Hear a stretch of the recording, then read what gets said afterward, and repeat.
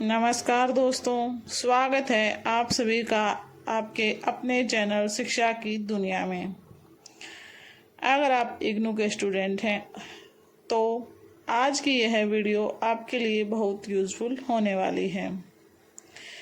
इस वीडियो में मैं आपको असाइनमेंट के आंसर नहीं बल्कि असाइनमेंट से जुड़ी हुई इम्पोर्टेंट जानकारी दूंगी जो असाइनमेंट को तैयार करने से लेकर सबमिट करने तक आपके बहुत काम आएगी। साथ के साथ आप इस सोल्ड असाइनमेंट को देखिए और अपनी असाइनमेंट कॉपी को कंप्लीट कीजिए। वीडियो को पूरा ज़रूर देखिए क्योंकि आज हम जानने वाले हैं जैसे कि असाइनमेंट क्वेश्चन पेपर कहाँ से डाउनलोड करना है, सही असाइनमेंट कैसे पहचानना है और असाइनमेंट का फ्रंट पेज कैसे तैयार करना है, असाइनमेंट लिखते समय किन किन बातों का ध्यान रखना है और असाइनमेंट सबमिट करने से पहले कौन कौन सी चीज़ें चेक करनी हैं। तो दोस्तों चलिए वीडियो को शुरू करते हैं। सबसे पहले जानते हैं असाइनमेंट क्या होता है। इग्नू में प्रत्येक कोर्स के लिए असाइनमेंट दिया जाता है। असाइनमेंट में दिए गए क्वेश्चन के आंसर स्टूडेंट को निर्धारित निर्देश के अनुसार तैयार करके जमा करने होते हैं। असाइनमेंट के मार्क्स भी आपके एकेडमिक असेसमेंट का हिस्सा होते हैं, इसलिए इसे केवल फॉर्मल वर्क समझकर इग्नोर आपको नहीं करना है। यह आपके फाइनल मार्क्स में अच्छा खासा वेटेज रखते हैं। हालांकि असाइनमेंट के मार्क्स और वेटेज कोर्स के अनुसार अलग अलग हो सकते हैं। सभी कोर्स कोड के अलग अलग हो सकते हैं, किसी किसी कोर्स कोड का अलग अलग होता है वेटेज असाइनमेंट के मार्क्स का। इसलिए अपने करंट असाइनमेंट और प्रोग्राम की इंस्ट्रक्शंस जरूर चेक करें। अब आगे बात करते हैं कि असाइनमेंट क्वेश्चन पेपर आपको डाउनलोड कैसे करना है। इग्नू की ऑफिशियल करंट असाइनमेंट पोर्टल पर जाना है, जहां आप अपने प्रोग्राम और कोर्स के अनुसार असाइनमेंट खोज सकते हैं। सबसे ज़रूरी बात यह है कि असाइनमेंट किसी रैंडम वेबसाइट या पुराने पीडीएफ से डाउनलोड करने की बजाय इग्नू की ऑफिशियल वेबसाइट से ही डाउनलोड करें ताकि आप तक सही जानकारी पहुंच सके। इग्नू के करंट असाइनमेंट पेज पर प्रोग्राम कोड या फिर अपना कोर्स कोड से सर्च करने की सुविधा उपलब्ध है। असाइनमेंट डाउनलोड करने से पहले वैलिड सेशन और कोर्स कोड जरूर चेक कर लें और ये भी ध्यान रखें कि आपका जो सेशन हो आप उसी को सिलेक्ट करें। ध्यान रखना है पुराना असाइनमेंट देखकर उसे करंट असाइनमेंट ना समझ लें। अगर आप कोर्स कोड है तो सर्च बॉक्स में अपना कोर्स कोड डालकर असाइनमेंट चेक करें और अपने सेशन के लिए वैलिड पीडीएफ डाउनलोड करें जो कि फ्री ऑफ कॉस्ट होता है। अब आगे जानते हैं कि असाइनमेंट का फ्रंट पेज आपको बनाना कैसे है। असाइनमेंट का फ्रंट पेज बहुत इम्पोर्टेंट होता है। फ्रंट पेज पर सामान्य रूप से आपको बेसिक डिटेल्स लिखनी होती हैं जैसे कि आपका नाम, enrolment number, programme code, course title, study centre, regional centre, assignment number, आपकी जीमेल आईडी, मोबाइल नंबर और डेट आदि। ये सभी ज़रूरी चीज़ें आपको फ्रंट पेज पर मेंशन करनी होती हैं। अब आगे है कि आपको कौन सी बात ध्यान में रखनी है। इम्पोर्टेंट बात यह है, हर इग्नू प्रोग्राम में फ्रंट पेज एग्जैक्ट फॉर्मेट एक जैसा नहीं हो सकता है। कुछ प्रोग्राम में अलग डिटेल मांगी जाती है, इसलिए अपने असाइनमेंट पीडीएफ में दिए गए निर्देश में अलग डिटेल मांगी गई है तो उसे जरूर देख लें।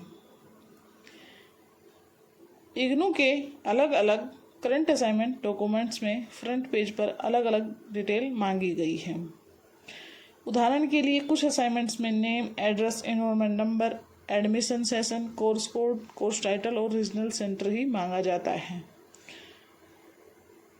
इसलिए मेरी सलाह है कि आप मेरे बताए फॉर्मेट को बिल्कुल भी एग्जैक्ट कॉपी ना करें। पहले ध्यान दें कि आपको अपना कोर्स कोड कौन सा है और उसमें कैसा निर्देश दिया गया है। अब असाइनमेंट लिखते समय किन किन बातों का ध्यान रखना है वो जानते हैं। सबसे पहली बात, असाइनमेंट को साफ और रीडेबल हैंडराइटिंग में लिखें जो आसानी से पढ़ा जा सके।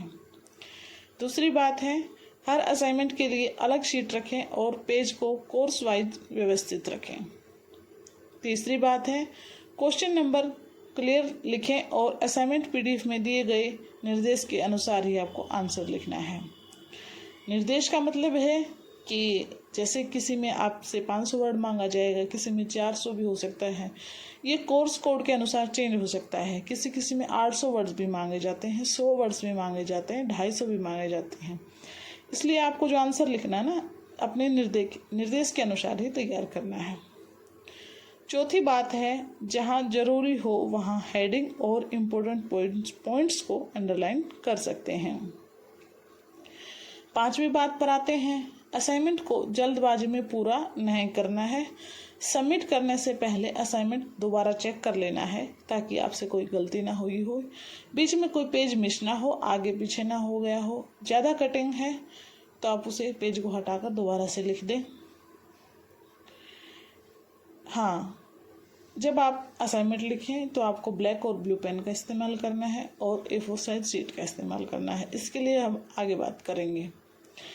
इग्नू की गाइडलाइन में A4 paper, margin, question number और नीट प्रेजेंटेशन जैसी बातों का उल्लेख मिलता है, लेकिन पेपर साइज और एग्जैक्ट फॉर्मेटिंग प्रोग्राम की निर्देश के अनुसार अलग हो सकती है।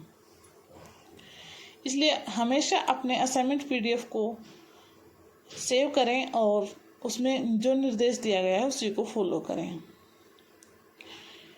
एक और बहुत ज़रूरी बात, असाइनमेंट अपनी हैंडराइटिंग में अपने शब्दों में लिखना चाहिए। जहां आपको प्रोग्राम की निर्देश हैंडराइटिंग सबमिशन मांगी जाती है, यहाँ से आंसर आप जरूर देख सकते हैं, लेकिन उसे थोड़ा मॉडिफाई करके लिखें। अपने शब्दों में लिखने की कोशिश करें, इससे आपके अच्छे मार्क्स आएंगे।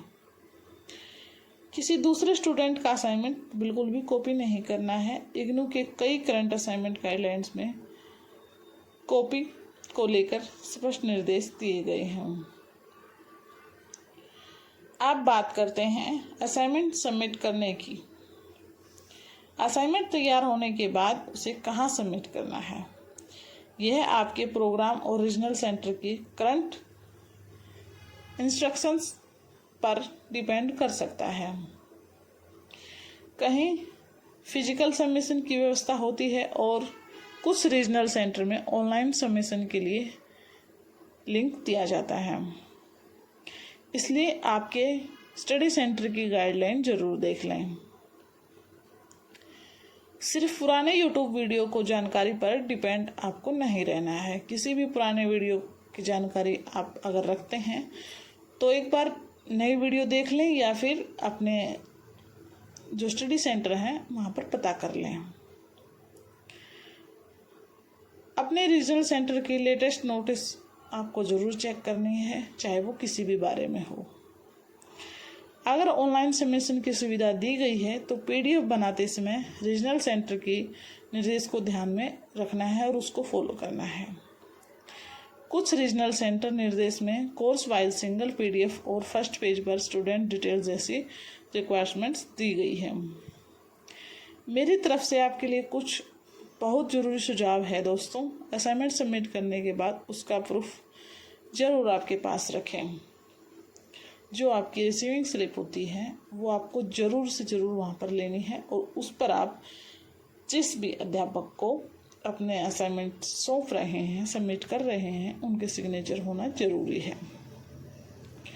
और जितने भी आप कोर्स कोड के सोल्ड असाइनमेंट सबमिट कर रहे हैं सभी उस रिसीविंग स्लिप पर मेंशन होने चाहिए।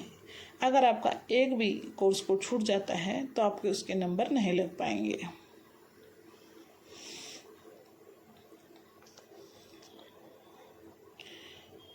अगर आप ऑनलाइन सबमिट करते हैं तो उसका भी स्क्रीनशॉट रखिए, ईमेल वगैरह रखिए। और अगर आप